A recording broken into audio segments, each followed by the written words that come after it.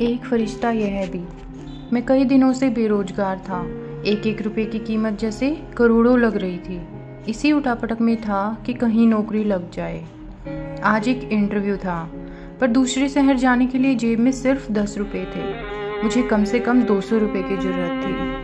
अपने इकलौते इंटरव्यू वाले कपड़े रात में धो, पड़ोसी की प्रेस मांग के तैयार कर पहन, अपनी योग्यताओं की मोटी फाइल बगल में दबा के 2 बिस्किट खा के निकला। लिफ्ट ले, पैदल जैसे तैसे चिलचिलाती धूप में तरबतर, बस इसी उम्मीद में स्टैंड पर पहुंचा कि शायद कोई पहचान वाला मिल जाए जिससे सहायता लेकर इंटरव्यू के स्थान तक पहुंच सकूं। काफ़ी देर खड़े रहने के बाद भी कोई नहीं दिखा। मन में घबराहट और मायूसी थी। क्या करूँगा अब, कैसे पहुँचूँगा? मैं पास के ही मंदिर पर जा पहुँचा। दर्शन करके सीढ़ियों पर बैठ गया। मेरे पास में ही एक फकीर बैठा था। उसके कटोरे में मेरी जेब और मेरे बैंक अकाउंट से भी ज़्यादा पैसे पड़े थे। मेरी नज़रें और हालात समझ के बोला, कुछ मदद चाहिए क्या? मैं बनावटी मुस्कुराहट के साथ बोला, आप क्या मदद करोगे? चाहो तो मेरे पूरे पैसे रख लो, वो मुस्कुराता हुआ बोला। मैं चौंक गया। उसे कैसे पता मेरी ज़रूरत? मैंने कहा, क्यों? शायद आपको ज़रूरत है, वो गंभीरता से बोला। हाँ है तो, पर तुम्हारा क्या होगा?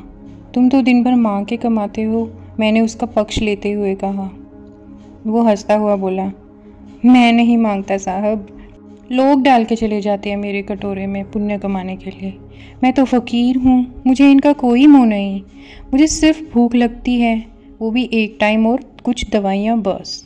मैं तो खुद ये सारे पैसे मंदिर की पेटी में डाल देता हूँ, वो सहजता से बोला। मैंने हैरानी से पूछा, फिर यहाँ बैठते क्यों हो? ज़रूरतमंदों की मदद करने के लिए, कहते हुए वो मंद मंद मुस्कुरा रहा था। मैं उसका मुंह देखता रह गया। उसने 200 रुपये मेरे हाथ पर रख दिए और बोला, जब हो तब लौटा देना। मैं उसका शुक्रिया जताता हुआ वहाँ से अपने गंतव्य तक पहुँचा। मेरा इंटरव्यू हुआ और सिलेक्शन भी। मैं खुशी खुशी वापस आया। सोचा उस फ़कीर को धन्यवाद दे दूँ। मैं मंदिर पहुँचा। बाहर सीढ़ियों पर बहुत भीड़ लगी हुई थी। मैं घुस के अंदर पहुँचा, देखा वहाँ वही फ़कीर मरा पड़ा था। मैं सन्न रह गया।